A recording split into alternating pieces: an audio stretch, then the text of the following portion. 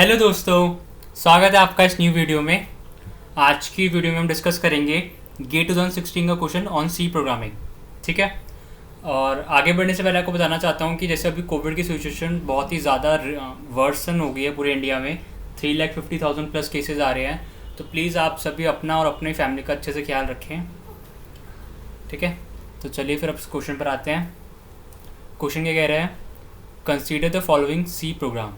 सी program हमें दिया हुआ है, ठीक है। एंड हमसे पूछा क्या है?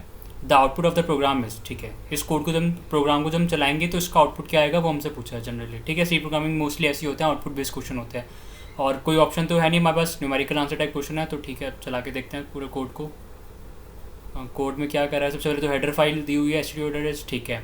एंड फिर एक मिस्ट्री फंक्शन का नाम मिस्ट्री है, जो कि रिटर्न कुछ नहीं कर रहा है, इसलिए यहाँ पे वॉइड लिखा है। एंड दो आर्ग्यूमेंट एक्सेप्ट कर रहा है। ये जो आर्ग्यूमेंट है एक इंटीजर वेरिएबल के एड्रेस एक्सेप्ट कर रहा है। ठीक है, इंटीजर पॉइंटर है ptr और इंटीजर वेरिएबल है ptrb।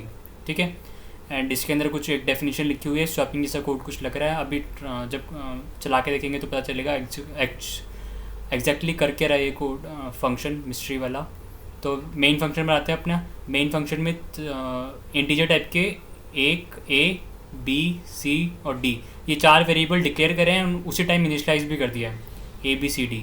ठीक है, फिर ये चारों वेरिएबल की स्पेस बना लेते हैं। ए की वैल्यू कितनी है? 2016। लेट सपोज ए जो है, ए को जो एड्रेस मिला है, ए जिस एड्रेस पे स्टोर है ए वेरिएबल, उसका एड्रेस मान लेते हैं 1000 पे स्टोर है। ठीक है। ऐसे ही बी एक वेरिएबल है, बी की वैल्यू कितनी है? 0। बी के लिए एड्रेस मान लेते हैं 2000।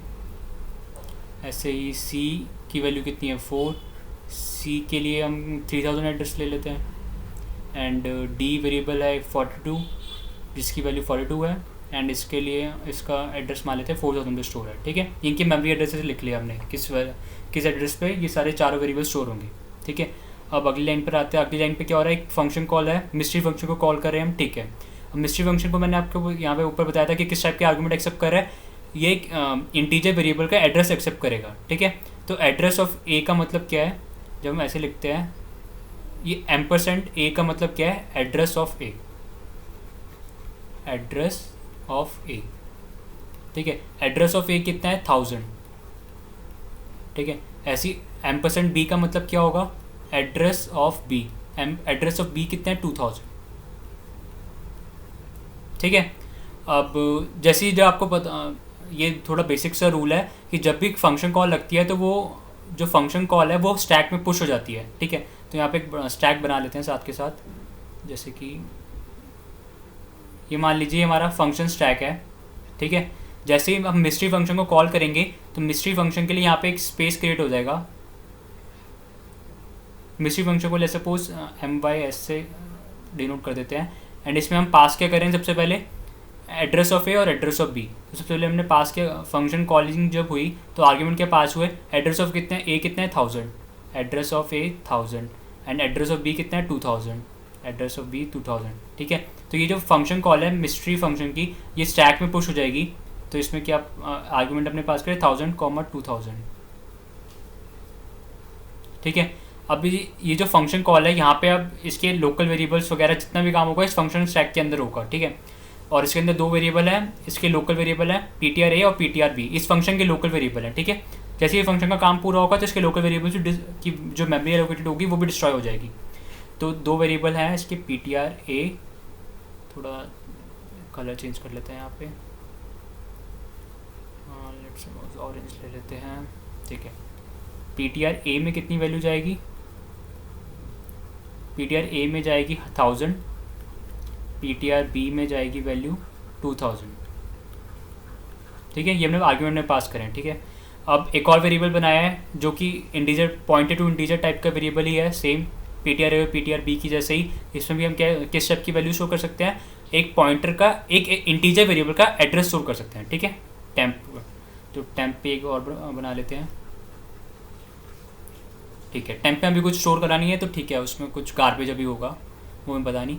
तो अब एक तरीके से ये क्या कर रहा है? Temp equal to ptr। Temp में ptr की वैल्यू डाल दो। ptr की वैल्यू कितनी है? 2000, तो टेम्प में 2000 चला जाएगा। ठीक है, और अब p T R b equal to p T R A, P T R b में किसकी वैल्यू डाल देंगे, पी टी आर ए की, पी टी आर ए की वैल्यू कितनी है 1000, तो 2000 से अब कट की वैल्यू कितनी हो जाएगी 1000, ठीक है। P T R A equal to temp, P T R A में किसकी वैल्यू डाल देंगे 2000 की, टेम्प की वैल्यू डाल देंगे, टेम्प की वैल्यू कितनी है 2000, 1000 की जगह क्या कितना आ जाएगा 2000। तो बेसिकली करके रहता है पी टी आर ए और पी टी आर बी की वैल्यू को स्वैप कर रहा था। पी टी आर ए में पहले कितना था 1000 और पी टी आर बी में था पहले 2000 फंक्शन की स्टार्टिंग पे, बट जब फंक्शन हमारा खत्म हुआ तो फंक्शन के खत्म होने पे यहाँ पे कितना हुआ, पी टी आर ए में 2000 हो गया, पी टी आर बी की वैल्यू चलेगी, पी टी आर बी में पी टी आर ए की वैल्यू होगी जो कि 1000 थी, ठीक है। अब इसके बाद देखते हैं सिंपली फंक्शन का ब्लॉक यहाँ पे खत्म हो रहा है। जैसे ही फंक्शन का ब्लॉक खत्म होगा इसके ये जो स्टैक पे इस फंक्शन की जो कॉल लगी थी ये पॉप हो जाएगी वापस, ठीक है। सबसे पहले जब इस फंक्शन को कॉल करा था तो ये स्टैक पे पुश हुआ था और जैसे इसका काम पूरा हुआ तो ये पॉप हो जाएगा। जैसे ही फंक्शन यहाँ से स्टैक से पॉप हो जाएगा तो इसके जो लोकल वेरिएबल हैं P T R A, P T R B, temp, ये तीनों वेरिएबल भी डिस्ट्रॉय हो जाएंगे, ठीक है। इनकी मेमोरी भी डी एलोकेट हो जाएगी। तो जैसे हम इस फंक्शन से बाहर आएंगे इन तीनों की वेरिएबल्स भी डी एलोकेट हो जाएगी। एक तरीके से स्टैक हमारा वापस खाली हो जाएगा। पहले जैसे था एक और बना लेते हैं, वो गायब हो गया। जैसे स्टैक हमारा पहले खाली था सिंपली वैसे खाली हो जाएगा, ठीक है। कोई भी फंक्शन अब इस पर नहीं है, तो ठीक है। यहाँ पे कुछ स्वैपिंग करना चाहता था P T R A, P T R b में, बट वो हुई उसके लोकल वेरिएबल के अंदर ही। लोकल वेरिएबल के अंदर होने से यहाँ पे इनकी ए और बी के जो वैल्यू है इन पर कुछ चेंज नहीं आया है, ठीक है। तो अब आगे कोड जैसे ही फंक्शन का काम पूरा हुआ तो वापस अपना इस कंट्रोल वापस आ जाएगा। अब इस लाइन पर चलते हैं। इफ़ ए लेस देन सी, ए की वैल्यू कितनी है 2016, सी की वैल्यू कितनी है 4, 2016 लेस देन 4, कंडीशन तो ये फॉल्स है। जैसे ही फॉल्स होगी तो ये वाली स्टेटमेंट है इसके इफ ब्लॉक के अंदर आ रही है, तो ये वाली स्टेटमेंट चलेगी नहीं, डायरेक्ट इस पे आएंगे। अब इसके अंदर आए तो फिर से एक और फंक्शन कॉल लगेगी।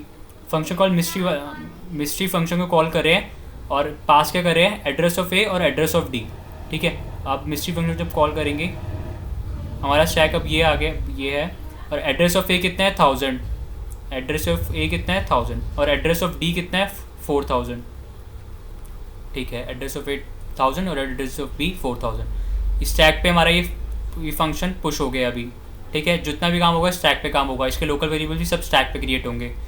और सिंपली वही पी टी आर ए और p T R b integer to pointer type की वेरिएबल है। तो पी टी आर ए में कितना आएगा वैल्यू 1000,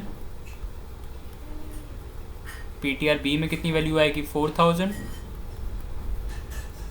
और एक और वेरिएबल फिर क्रिएट करें टेम्प जो पॉइंटेड टू इंटीजर टाइप का वेरिएबल है, ठीक है।